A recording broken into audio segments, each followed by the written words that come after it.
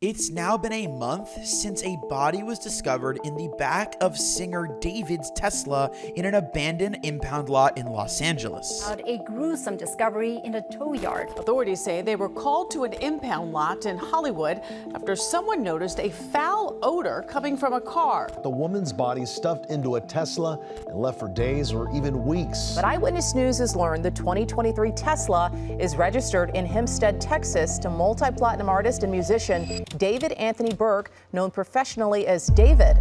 When the story first dropped, everyone assumed it was an unfortunate coincidence. I'm gonna say this right now. He didn't kill anybody, bro.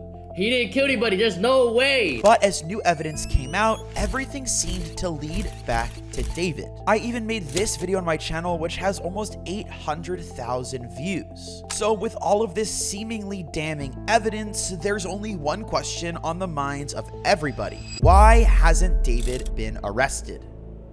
One of the main issues I'm going to cover in this video is the mass amount of misinformation that's being spread via social media. To really understand this though, I'm going to give you guys a quick recap of everything that's happened thus far if you haven't seen any of my earlier videos covering the situation. On September 8th of 2025, police officers were called to an impound lot on North Mansfield Avenue in Hollywood, California. There were reports of a foul odor coming from a car on the lot. The smell was coming from a black Tesla that had only gotten into the lot a few days before. Apparently, this car had previously been abandoned somewhere in Los Angeles in a rather fancy neighborhood. When police opened the trunk of the car, they found a body wrapped inside of a trash bag like garbage. Of course, the cops immediately went to see who the car was registered to, and as we all know, the police found out that this car once belonged to David. Although he technically still was registered to the car, he had been on tour for multiple weeks and apparently had abandoned the car before that. When the body was found, David was over 2,000 miles away from Los Angeles, somewhere in between Minnesota and Wisconsin stops on his tour. And the tour itself started all the way back at the beginning of August, meaning that he hasn't even been in the state of California since August 5th. So logically, people thought at first that he would have nothing to do with it. Well, at least that's what a lot of people thought, especially some of his online friends and acquaintances. David, somebody, hey, I'm gonna say this right now. He didn't kill anybody, bro. He didn't kill anybody. There's no way. There's no way he's been on tour. He didn't kill anybody. He's been on tour. He literally performed yesterday. Bro, do you see the videos that he makes? There's no way he's killing somebody. He's not a murderer? No. Thank God, bro. Because I was still going to listen to his music. I was just worried that I'd be an asshole if I did. Everyone thought that David wasn't even connected to the person found in the trunk, and the main theory at the time was that a random person had put the body in the trunk. Another piece of evidence that led to this theory potentially being true is that another body was discovered in a trunk of a car in the same local tow yard. And that breaking news is out of South LA for the second time in just 2 days.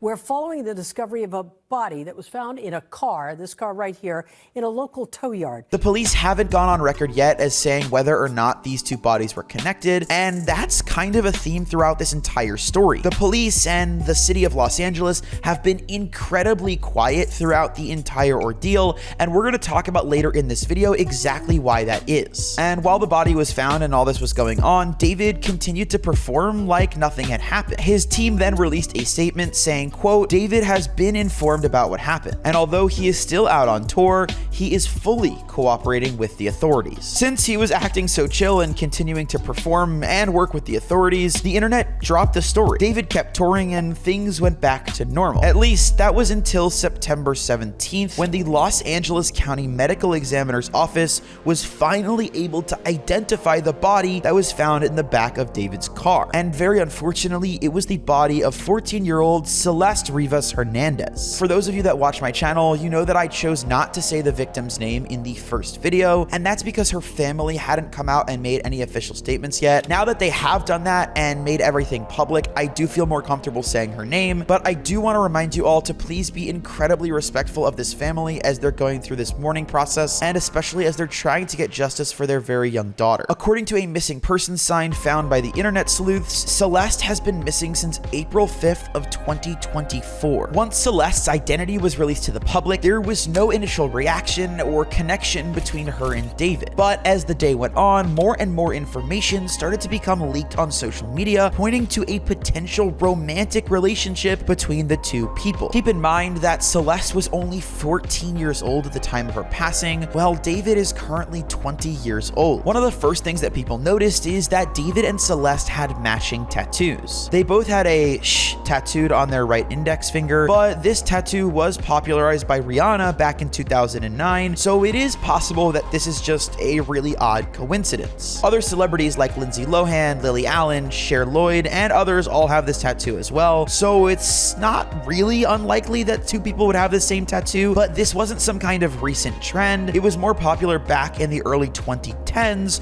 when Celeste would have been just a very young child, if not even born yet. In fact, Celeste wasn't even born when Rihanna got the tattoo in the first place, so this is definitely a piece of evidence to be looked at. However, this was just the start of the storm of evidence that would come out connecting the two people. The crazy part is that most of the evidence came from David himself. For those of you that aren't familiar with David before his music blew up, he was actually a pretty popular Fortnite YouTuber, hence why I'm talking about him on this Fortnite YouTube channel. But a lot of people don't know or remember this because he didn't actually go by the name David at the time. Instead, his gamer name was inspired by his middle name Anthony, as he went by Chronic Ant. He posted a ton of Fortnite highlights and usual gamer stuff, and this is actually how he got his start in music. He would put his own music over his Fortnite highlights so that he wouldn't get copyrighted by using more popular music. However, since David spent so much time on the internet, that meant that he had a huge online footprint, and a lot of people were able to comb through every single one of his public posts that he had made since he uploaded in 2018. A ton of the evidence also came from David's Discord account. This is where a lot of people would discover screenshots that seemingly showed communication between David and a girl named Celeste. Now, these screenshots go back years, and I'm not going to show any more specific screenshots because a lot of them turned out to be AI or photoshopped in some way, and we'll get into that issue again later when we talk more about the misinformation issues going on in this case. In a lot of these messages, there were claims that Celeste had appeared in a live stream on David's Twitch channel, and although people didn't find evidence of this right away, eventually a clip resurfaced. I media trained you. That's controversial. It's controversial of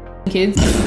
Delete everything. Everything goes. Everything goes. As you heard at the end of this video, David tells all of his mods to delete the evidence of the live stream ever happening. This was obviously suspicious, and also why this clip was probably so hard for everyone to find. And while some people were going through David's Discord history, others were stalking his TikTok. And some of the reposts were definitely concerning. Many of them were talking about hurting women out of jealousy. So yeah, obviously not a good look considering what the accusations against David are. On top of that, David's songs that he actually wrote himself and produced and published were somehow the most incriminating evidence of all. Two of David's most popular music videos ever, Romantic Homicide and Rehab, were both released on the same day as Celeste's birthday. While this could just have something to do with release scheduling, the contents of these videos are also part of what's concerning. Both videos feature a blindfolded David as the main character, and they also have girls that have a strong resemblance to Celeste. On top of that, the girl that's in these videos end up dying at the hands of David. I certainly would not call this proof, but it is pretty strange that this happened not only once, but twice. And after being accused of being involved with the death of your partner, having lyrics in your songs about wanting to off them generally doesn't help your case. Another one of the most obvious pieces of evidence that people were using was a song that was unreleased from David's discography called Celeste. While the song was never released, a version of the early song was uploaded to Twitter, and the words are a little bit concerning. I'm not gonna play the full song because I don't want the video to get copyrighted, but just reading the lyrics make me uncomfortable. She was only 12 or 13 years old at the time of David writing this song, while David was 18 or about to turn 19 years old. Again, this is really dark stuff, but do keep in mind that we are going to talk about some new information and misinformation that's being spread, so please hold your judgment on the case until we get through all of this. As all of these connections were flooded flooding in, the police decided to search a home near where David's Tesla was found in the middle of the night of September 18th. As it turns out, the home was being rented out by David himself, a giant $4 million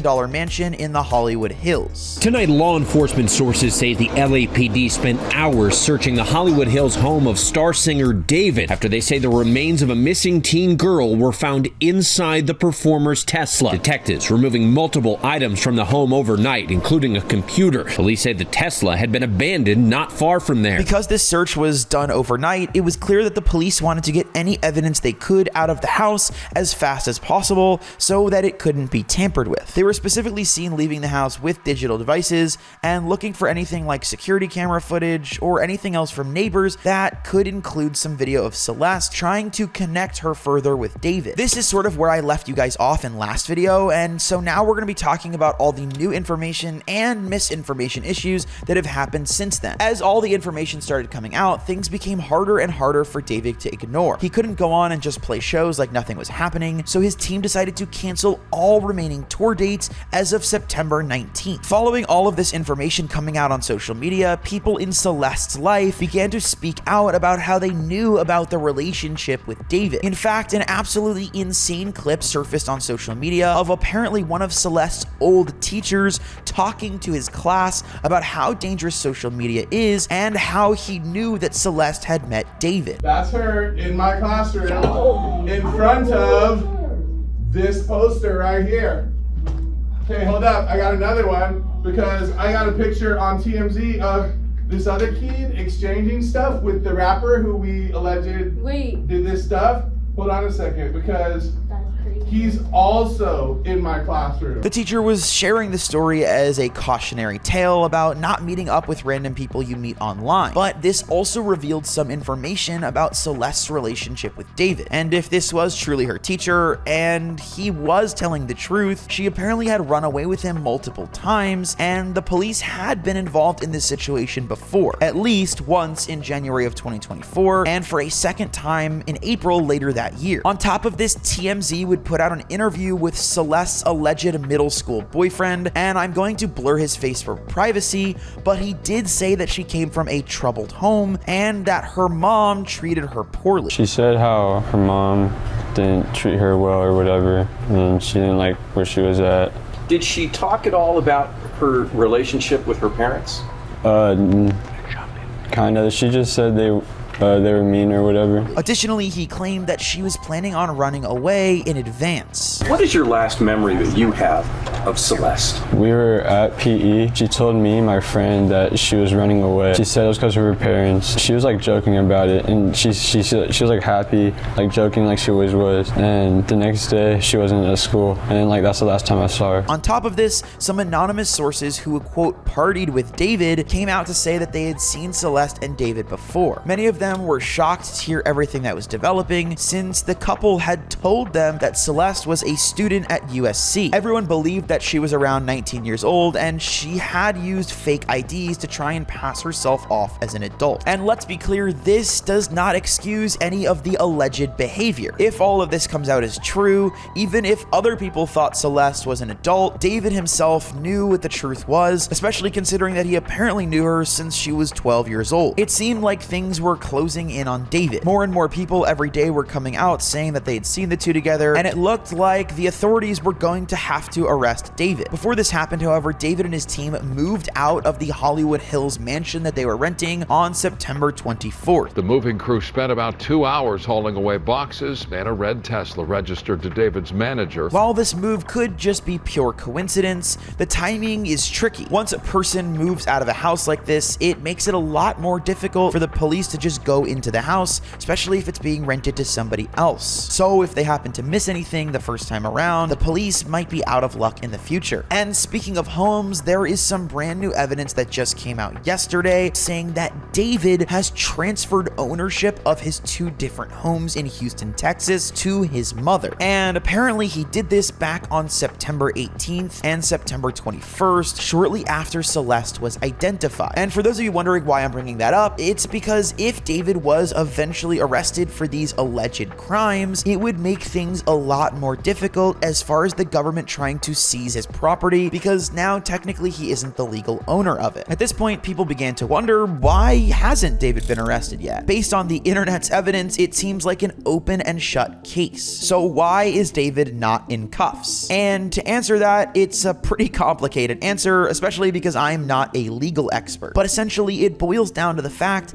that the police need to make sure that they have an airtight case before they move forward with arresting David or anybody else who could have potentially hurt Celeste. And before they can have this airtight case, they need to find out the cause of death for Celeste. If she died accidentally or by a drug overdose or natural causes, that means that the form of death was not homicide. If it's not foul play, just as an example, and we don't know, it could be a drug overdose, it could be natural causes. Right, and then that the body was cut up after. But then there's no homicide. Right. And so they don't even know for sure whether there's a homicide, and the medical examiner is still trying to determine what caused Celeste to die. Right, on the death certificate it says deferred as far as cause of death and manner of death. Even though somebody then hid her body, it would change the type of charges that this person gets if they weren't the one to actually hurt her in the first place and rather just move her body after the fact to cover up evidence of something else. Right now, the police are waiting for the toxicology reports to come back and hopefully give investigators a more clear idea of what exactly happened to Celeste before she was found. If David is arrested before investigators gather enough evidence, the entire case could be thrown out. And on top of that, we don't know if there are other people involved in this case. David clearly knew Celeste, but that doesn't mean that he was the one that hurt her, and there could be somebody else in David's circle who found out what was going on and chose to do something about it. Again, these are all just theories and accusations developed by the internet, and I urge you guys to wait until the police come out with some form of statement regarding what actually happened. Another red flag for David fans and haters alike was the fact that he acquired a top entertainment defense lawyer, Blair Burke. She's represented other huge controversial names, specifically Harvey Weinstein and Kanye West. While researching the story, I came across an insane amount of alleged evidence, and a lot of it ended up being AI or photoshopped to look real. And then some of it was real, but not actually connected to David, like a random police chase in LA that everyone was going around Twitter saying was David for some reason. On top of that, there was another account on Instagram claiming that they had hacked David's iCloud, but it turns out that all of the photos released were completely fake and AI generated, and it was just a weird way to try and get clout. These are just a couple of examples, but there were a ton of accounts doing the exact same thing. TikTok, Twitter, and Instagram were flooded with fake information that people were saying as if it was real. If some of this fake evidence made it into police hands and they thought it was real, it could completely delegitimize their case and harm any trial that could ultimately end up happening. And this is exactly why police haven't arrested David. They have to take days and potentially weeks or months going through all the electronics they confiscated and verifying all of the information that people are leaking online. They have to go through endless chat logs, photos, and video recordings for anything that could possibly relate to the case. And now in 2025, they have to worry about what's AI generated and what's not. However, one of the craziest pieces of misinformation that has come out is that David is no longer a suspect. In fact, one of the biggest gaming drama accounts in the world, Drama Alert, said this in a tweet, and it absolutely blew up. It says, quote, "Singer David is not a murder suspect, police have confirmed." However, this tweet was hit with a community note that says misleading. Authorities are reportedly not seeking a person of interest or suspect at this point of the investigation because the cause of death has not yet been determined by the medical examiner. This does not mean that David is not a murder suspect. And I then went on to see that TikToks were being made every single day, basically saying that David was, quote, innocent. This is blatantly misleading people and essentially rage baiting others for getting comments so that their videos would blow up and they would get more views. And while as I'm writing this video, there are no official listed suspects for the case, this is once again because of the lack of official cause of death. All of this weird engagement bait is just the worst use of social media, and I wish people took more time to actually cover the case properly if they're going to make a video about it. So although clickbait is the unfortunate reality of the internet, it's also also our responsibility as content creators to use it as ethically as possible. This isn't like your favorite streamer making up fake drama with their friends to clip farm. This is a real life story with real life consequences. Anyways, that's everything that I wanted to cover in this video. So my prayers go out to Celeste and her family, and I hope that they're just able to get justice and get a resolution to this case so they can find some small version of peace in this terrible, terrible situation.